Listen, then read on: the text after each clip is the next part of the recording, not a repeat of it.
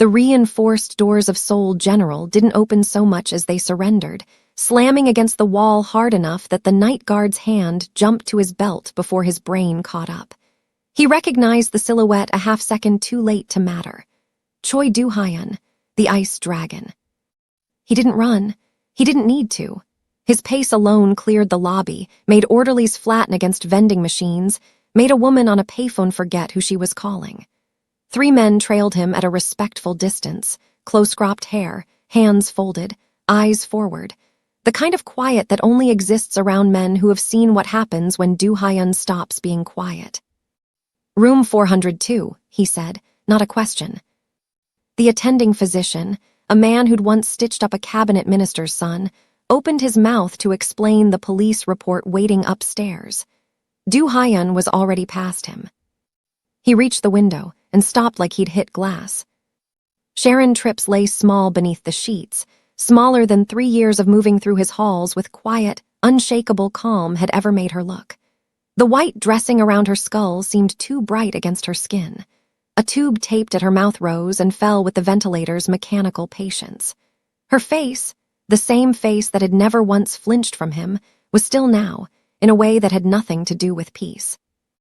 His hand found the bed rail before he told it to. The metal ticked once under his grip. "Who did this?" he said quietly, "to my house?" 3 weeks earlier, no one had answered that question because no one had thought to ask what Sharon Trips might know. She had learned in 3 years inside the Choi estate that the marble floors carried sound the way still water carries a stone's ripple, far and clean, and easy to miss if you weren't listening for it. Most people in that house weren't listening. They looked past her the way you look past a lamp or a doorframe, something useful that doesn't require your attention. Sharon had decided a long time ago, back when she was raising 2 children on double shifts and a prayer, that being looked past wasn't the same as being small. It just meant you got to see more of the room.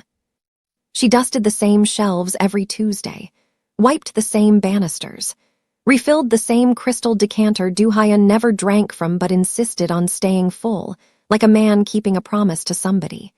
She'd never asked who. It wasn't her business, and she'd learned that in a house like this, the wrong question in the wrong doorway could cost you more than a job. But she watched. She watched which men came through the service entrance instead of the front gate, and which ones Do-hyun greeted with his hand extended versus his hand still. She watched Security Chief Min-yi, who called her the help the way other men might spit, who never once looked at her face when he passed her in the hall, only through her, past her, like she was a stain he expected the staff to eventually remove. She'd met men like Min-yi her whole life, men who mistook her silence for absence. She let them. What none of them understood, what none of them had bothered to learn in 3 years of walking past her cart, was that dignity wasn't loud. It didn't need to announce itself in a room to be real. Sharon Trips folded linens with the same steady hands she'd used to bury her mother, to sign her son's college papers alone, to hold a family together 3,000 miles from anyone who shared her blood. She was still standing. That was the whole of her power, and it was enough. That Thursday evening, she took the service stairwell down to the lower garage to collect the drop cloths the groundskeepers had left folded by the equipment bay. A small task. The kind nobody remembers assigning and nobody checks on. The garage lights were dim, most of the overheads switched to the amber night setting, and the air smelled like gasoline and cold concrete. She wondered, not for the first time, why a man as careful as Do-hyun kept a security chief he so plainly didn't trust. That was when she saw him. Min-yi crouched near the underside of the armored sedan, half swallowed in shadow, his face lit from below by a small blinking light. In his gloved hands, something rectangular and dark, wired with a coil of red and black threading toward the fuel line. Sharon had cleaned enough of this house, listened at enough closed doors, to know the shape of things that didn't belong. And she knew, with a cold certainty that dropped straight through her chest, that she was looking at a bomb. Sharon didn't move. Didn't breathe, not really, just took the smallest sips of air her lungs would allow, the way you do in a house gone quiet at 3 a.m. when you're not sure if the sound that woke you was real. She pressed herself back against the concrete pillar behind a stack of storage crates, her cart forgotten 3 feet away, and made herself as small, and as still as 49 years of practice had taught her to be. Minyi was still crouched at the sedan's underside, murmuring low into a phone wedged between his shoulder and his ear. "Tomorrow night," he was saying. "He takes the coast road to the shipping meeting, same as always, predictable man." A pause. Whatever came back through the line made him almost smile, a thin, satisfied curl of the mouth that Sharon had seen before on men who thought they'd already won. "No, it won't look like anything. Fuel line ruptures, sedan goes up before he clears the tunnel. By the time anyone's asking questions, I'm already running the whole operation. Clean." Sharon's mind, usually so good at staying in its lane, at minding what wasn't hers to mind, would not be still. Du Hyun, the man who never raised his voice at her, who once told the head chef to make sure she ate before the staff cleared out, who kept a decanter full for a ghost only he remembered. She thought of her own son back home, the way she prayed over his safety every night from 3,000 miles away, because it was the only thing she could still do for him. She thought about what it meant to know a man was about to die and say nothing. But she also thought about what happened to people in this house who knew too much. She had cleaned up after that kind of knowing before, a groundskeeper who left without notice, a driver nobody spoke of again. Silence had kept her safe for 3 years. Silence had a price, and so, she was beginning to understand, did its absence. The question rose up in her, sharp and unbidden.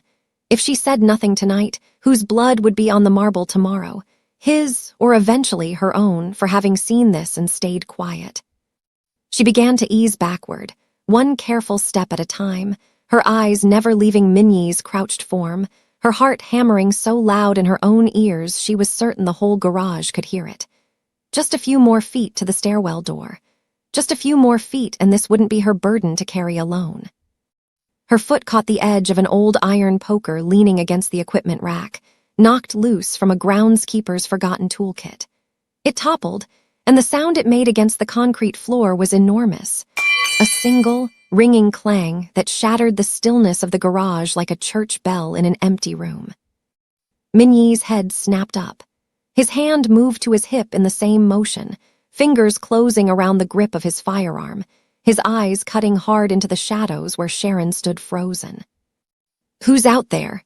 he barked, and the words echoed off the concrete walls like a threat with nowhere left to hide from. Sharon didn't answer him. She ran. She ran the way she hadn't run in 20 years, the way a body remembers how to move when the mind finally gets out of its own way, her flat work shoes slapping hard against the concrete, and then the marble as she burst through the stairwell door and into the main hall. Behind her, she heard Minyi's boots pounding after, heard him shout something she didn't have time to catch, and didn't have time to fear. There was only one thought left in her, burning through every careful, quiet habit she'd built over 3 years. Get to him before he turns that key. The grand foyer opened up in front of her like a held breath, all soaring ceiling and cold morning light, and there he was, Choi Du Hyun, dressed and unhurried, already halfway down the front steps toward the armored sedan idling in the circular drive, his driver holding the door. "Mr. Choi," the words tore out of her raw, louder than she'd ever spoken in that house, louder than she'd spoken anywhere in years. Don't get in the car." He turned. She watched something flicker across his face, not anger, not yet, just a kind of stunned recalibration, the look of a man encountering a piece of furniture that had suddenly started speaking. Sharon didn't slow down for it. She crossed the foyer at a dead run, past the startled driver. Past 2 security men who hadn't yet decided whether to grab her or salute her. "The car," she gasped, one hand pressed to the stitch tearing through her side. "There's something under the car, the fuel line. I saw him, Minyi, I saw him last night with wires with a..." She didn't get to finish. Minyi burst through the stairwell doorway behind her, chest heaving, face gone the color of old ash, and for one unbearable second the 3 of them stood frozen in a terrible triangle. The maid, the boss, the traitor, each of them understanding, in their own way, that something in this house had just changed forever. Du Hyun's eyes moved from Sharon's terrified face to Minyi's, and Sharon watched a question pass behind them that she couldn't read. How long has this man I trusted been planning to bury me? He didn't ask it aloud. He didn't need to. "Get away from the vehicle," Du-hyun said, and his voice had dropped into something Sharon had never heard from him before, flat, glacial, absolute. His driver stumbled back. The security men's hands went to their weapons, though nobody was yet certain which direction to point them. Du-hyun descended one more step and stopped, planting himself at the base of the stairs like a man rooting himself to the earth, his gaze never leaving Min-yi's face even as he spoke to the men beside him.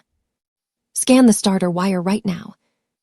If you can't stand how this corrupt security chief tried to silence a brave woman for simply telling the truth, hit that subscribe button right now, because justice is coming for him, and you don't want to miss it. The security man found it in under 2 minutes, a rectangular package wired into the fuel line with the kind of precision that spoke of training, not desperation. And by the time he held it up, ashen-faced, for Du-hyun to see, Min-yi was already gone, having slipped out a side door in the chaos while every eye in that foyer was fixed on the sedan. Du-hyun didn't chase him. He simply turned to Sharon, standing there small and trembling in her gray uniform, and looked at her the way you look at something you've walked past 1,000 times and never once actually seen. "Thank you," he said, quiet enough that only she heard it. Then, louder to his men, "Find him." Sharon went home that night the way she always did. Not in one of the estate's cars, never in one of the estate's cars, because a black woman riding up to a subway station in a Mercedes drew exactly the kind of attention she'd spent her whole life learning to avoid. She took the subway, same as always, transferring twice, watching the tired faces of Seoul's night shift workers rock gently with the train, feeling, for the first time in years, the strange, unfamiliar weight of having mattered to someone that morning. She didn't know, walking up out of the station into the cold drizzle, that 3 men had already been paid to make sure she never told anyone else what she'd seen. They took her 2 blocks from her apartment, in the narrow alley behind the noodle shop where she sometimes bought dinner on nights. She was too tired to cook. A hand over her mouth first, dragging her back into the dark before she could so much as call out. Then the questions started, low and urgent, spoken in accented Korean and broken English both. A name, a payroll list, numbers she'd never once been shown in 3 years of dusting shelves in rooms she wasn't permitted to linger in. "I don't know anything," she told them over and over, her voice fraying at the edges. "I'm just the maid, I clean. I don't know about payroll, I don't know about." The first blow silenced her. The second one made the world tilt sideways. She thought, somewhere in the fog of it, of her son back home, of the last voice message she'd left him that morning. Just a small, ordinary hello, the kind you leave when you don't know it might be your last. She thought of her mother, who was gone for 11 years now, who used to say that dignity was the one thing this world couldn't take from you unless you handed it over yourself. Sharon didn't hand it over. Even as the rain soaked through her uniform and the asphalt bit cold against her cheek, even as she couldn't answer their questions because there simply was nothing in her to give them, she didn't beg. She endured it the only way she knew how, the way she'd endured every indignity this world had ever handed her, with her spine unbroken, even as her body was. It wasn't enough to save her from the last blow, the one that finally took the fight, and then the consciousness out of her all at once. The men stepped back from her crumpled form, breathing hard, one of them nudging her limp shoulder with his boot to see if she'd move. She didn't. He looked down at her without a flicker of anything resembling a conscience, spat once onto the wet pavement beside her, and muttered to the others, "Let the street clean her up." Then they turned and disappeared into the rain, leaving Sharon Trips bleeding and alone beneath the cold, indifferent Seoul sky. It was a delivery driver who found her an hour later, curled at the mouth of the alley, and it was a stranger's trembling 911 call that put Sharon Trips on a gurney and into the back of an ambulance before the rain had even let up. By the time Du-hyun reached Seoul General, he already knew 2 things with terrible certainty: that this had not been random, and that the men responsible had known exactly where to find her. What he didn't yet know was how. He found his new chief, Han, waiting outside the ICU with a tablet clutched against his chest like a shield. Han had stepped into Min-yi's old post only that morning, promoted in the scramble after the bombing attempt, and he looked like a man who understood he'd inherited a job nobody wanted right now. Her personal file, Han said carefully. Her subway pass records, even her apartment address. Someone pulled all of it from the internal system last night. Tier 1 clearance. My clearance, sir, or yours. Du Hyun went very still. Say that again. The access logs show it came from inside the tower, not the estate, headquarters. Han swallowed. Whoever did this didn't guess where she lived, sir. They looked it up, using credentials that only a handful of people in this organization have ever held. Du Hyun said nothing for a long moment, and in the silence that stretched between them, a colder question took root than the one about codes and clearances.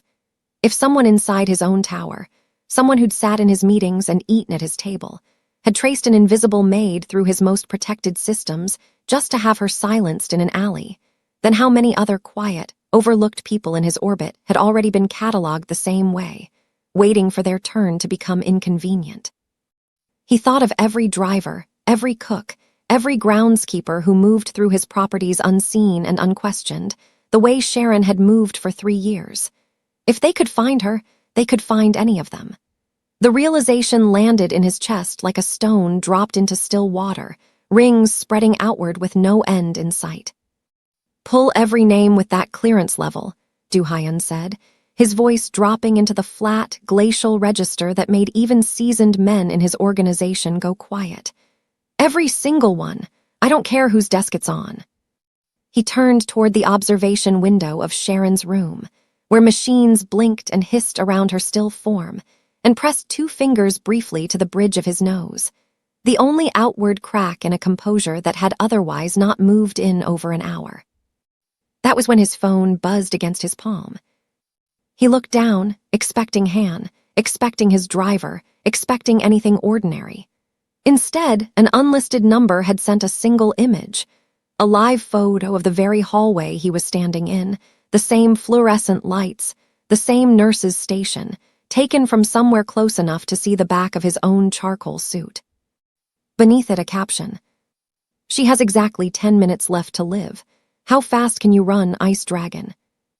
The betrayal isn't outside his walls. It's inside his own headquarters, close enough to watch him breathe. If you're ready to see this mafia boss unleash absolute fury to protect the woman they underestimated, smash that like button right now. Du Hyun did not run. Running was what the message wanted, a panicked man sprinting down a corridor, easy to track, easy to predict. Instead, he went very still, the phone lowering slowly to his side, and something in his face closed like a door being locked from the inside. Han, he said quietly, whoever sent this wants me visible and afraid, so I'm going to be neither. He gave the order in 4 clipped sentences. Cut the power to this floor. Route emergency lighting only. Clear the hallway of staff without alerting anyone watching. Get Sharon's ventilator on an independent battery before you touch anything else. Han didn't question it. He simply moved, already speaking into his own phone, and 30 seconds later the fluorescent lights along the ward stuttered, dimmed, and died, replaced by the low crimson wash of emergency backup lighting bleeding down the corridor walls. The ward transformed. Familiar shapes, gurneys, supply carts, the nurse's station, dissolved into red-edged silhouettes, and the constant electronic hum of the hospital dropped into something closer to held breath. Somewhere down the hall, a monitor beeped on, patient and indifferent to the war being staged around it. Du Hyun positioned himself in the shadow beside Sharon's door, back flat against the wall, and waited with the coiled patience of a man who had done this kind of waiting before, in places far less sterile than this one. He didn't check his watch.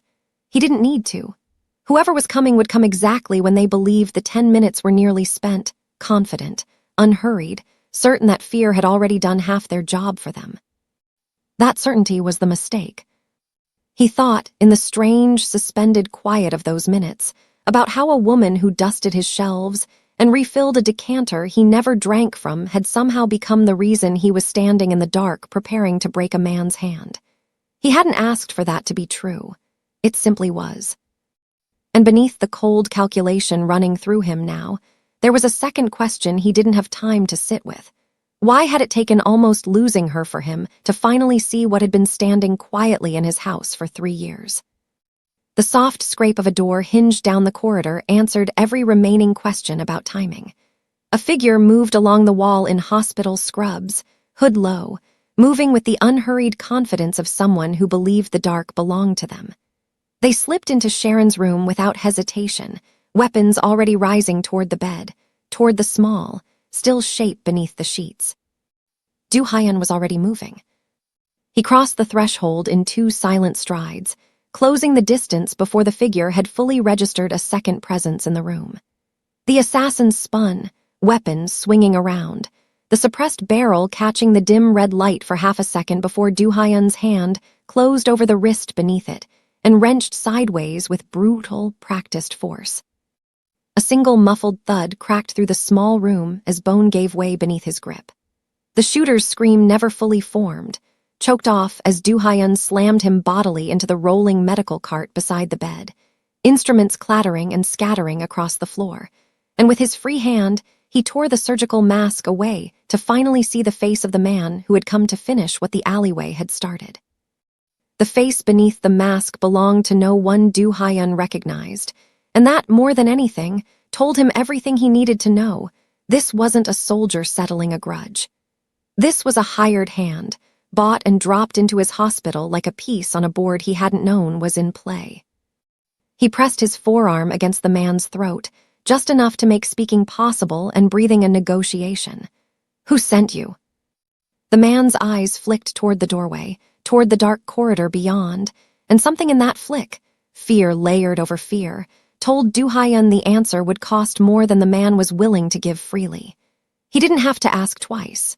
Han's voice crackled through the earpiece Du Hyan still wore, low and urgent. "Sir, you need to see this."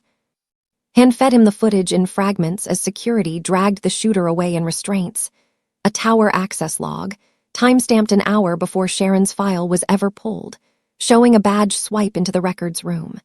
Du Hyan's own chief. Han's badge. Han's face on the corridor camera, walking calmly and unremarkable past a security desk that had no reason to stop him, because he was the reason those cameras existed in the first place. It wasn't Minyi working alone, Han said, and for the first time since Du Hyan had promoted him that morning, his voice had changed, the deference gone, replaced by something colder, almost amused. It was never Minyi's plan. He was useful, loud, easy to blame. I only needed him to fail loudly enough that no one looked twice at who was standing behind him. Du Hyan said nothing. The silence stretched, thick and dangerous, broken only by the distant hiss of a ventilator down the hall keeping a small, dignified woman alive against every effort to end her. "The lieutenants are voting right now," Han continued, almost conversational, almost gentle, the way a man explains a chess move to an opponent who's already lost. "Headquarters, the main boardroom, a formal transition of leadership. You've been unfocused lately, sir, distracted by a maid. The board agrees it's time for someone with clearer priorities." The word maid landed in Du Hyan's chest like a blade turned sideways, and for the first time all night, the cold, calculating stillness he'd worn since the bombing cracked open into something hotter, older, more dangerous. He thought of Sharon running barefoot fast across marble to save a man who'd never once learned her son's name. He thought of her bleeding in an alley because she'd chosen loyalty over silence. And he thought of a room full of men in tailored suits deciding, over coffee and formal ballots, that her life had been an inconvenience to be corrected. He was already moving toward the elevator before Han finished speaking. Across the city, in the tower Du Hyan had built with his own hands over 20 ruthless years, 12 lieutenants sat around a long lacquered table beneath his own family crest. Han's voice piped in through a speaker at the head of the room, guiding them through the final formality. A junior lieutenant cleared his throat and raised the vote to the floor. One by one, hesitant, then bolder, hands began lifting into the air, a quiet, bureaucratic murder dressed up as procedure. The heavy double oak doors at the end of the room exploded inward without warning, shattering into 1,000 splinters of wood and gold leaf trim, and every hand in that room froze midair as the dust began to clear. Du Hyan walked through the wreckage of the doors like a man walking through weather, unbothered by the splinters still settling around his shoulders, His charcoal suit dusted pale with plaster and gold leaf. 12 lieutenants sat frozen around the lacquered table, hands still half raised in a vote that would never finish. Nobody moved. Nobody spoke. The only sound in the room was the low, distorted hum of Han's voice still leaking from the conference speaker, cutting off mid-sentence as the line abruptly went dead. Han, somewhere across the city, finally understanding what it meant to underestimate the wrong man twice in one night. "Sit down," Du Hyan said. 2 men were already standing, chairs scraped back, hands drifting toward jackets. They sat. He walked the length of the table slowly, letting his silence do what shouting never could. He stopped behind the chair of Deputy Song, the junior lieutenant who'd called the vote to the floor, and rested one hand on the man's shoulder with a gentleness that was somehow more frightening than a fist would have been. 20 years, Du Hyan said, to the room, to all of them. 20 years I built this table you're sitting at. Every one of you has eaten at my house. Every one of you has shaken my hand and called me brother. He let that settle. And the moment I was distracted, the moment my attention went somewhere you decided didn't matter, you voted to erase me like a bad quarter. Deputy Song found his voice, thin and trembling. Sir, it wasn't about you, it was about priorities, the optics of your attachment to a member of the household staff. The board felt. Du Hyan's hand tightened just slightly on the man's shoulder. Say her name. Silence. You don't know it, Du Hyan said quietly. None of you do. She has cleaned this empire's silence for 3 years, kept her head down, asked nothing from any of you, and the one night she chose courage over invisibility to save my life, this room decided her name wasn't worth learning before you tried to erase mine. He straightened, and when he spoke again, his voice filled the room the way thunder fills a valley, not loud, but total. She is a woman who has survived a lifetime of being looked past. She survived men like you underestimating her before she ever set foot in this country. And last night, while all of you sat in comfort deciding I'd grown weak, she was bleeding in an alley for daring to protect something none of you have ever shown, loyalty that asks for nothing in return. He turned toward the far end of the table, where one lieutenant sat unnaturally still, sweat beading at his hairline despite the room's cold air. The same man whose signature, Han's final message, had confirmed. Authorized the payment to the men in that alley. Du Hyan crossed to him without hurry, pulled him up out of his chair by the collar, and walked him backward until his spine met the floor-to-ceiling window overlooking the city he'd tried to help steal. He leaned in close, his voice dropping to something almost tender, almost a whisper, meant for that man alone. You forgot the most important rule of the dragon. He drew his fist back, the glass behind the traitor already spiderwebbing under the pressure of his shoulder against it. He is showing every single one of them exactly what happens when you put your hands on a woman of dignity. If you're ready to see this villain finally get everything he's earned, drop a comment right now, because the dragon isn't finished yet. The glass never finished breaking. Du Hyan held the man there, suspended over the drop, long enough for the truth of his own restraint to matter more than the fall would have. Then let him go into the hands of security instead of the sky, because some justice he'd learned in one long night was better served in daylight and courtrooms than in falling glass. By the time the sun rose over Seoul, the board had a new roster, Han was in custody, and Minyi was a name being spoken in past tense.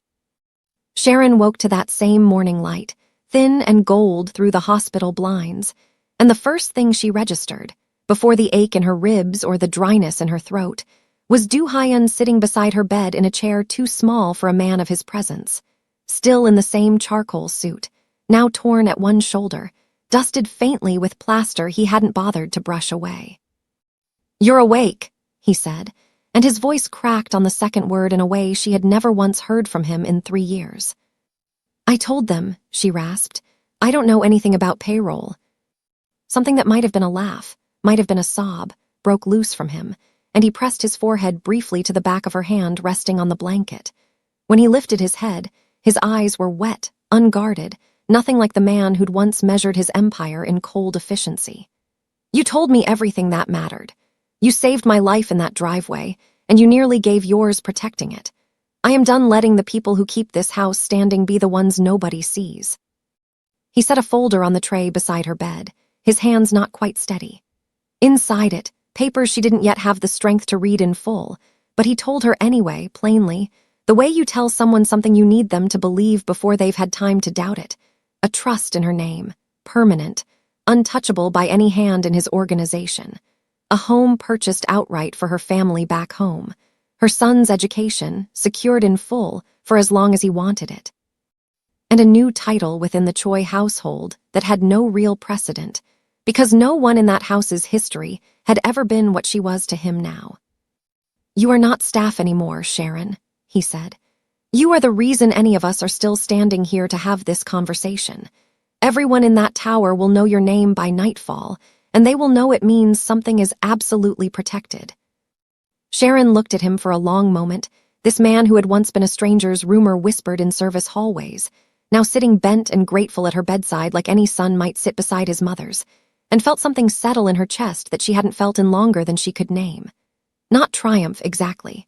Something quieter and sturdier than that. Recognition. The particular, hard-won piece of a woman who had spent a lifetime being looked past, finally, fully seen. Outside her window, Seoul was waking up gold and ordinary, utterly unaware that the quiet woman in room 402 had just become the true, unshakable foundation beneath one of the city's most powerful houses. Sharon closed her eyes, not from exhaustion this time, but from something closer to rest, and smiled. The smile of a woman who had carried more than her share of this world's weight, and had finally, at last, set some of it down.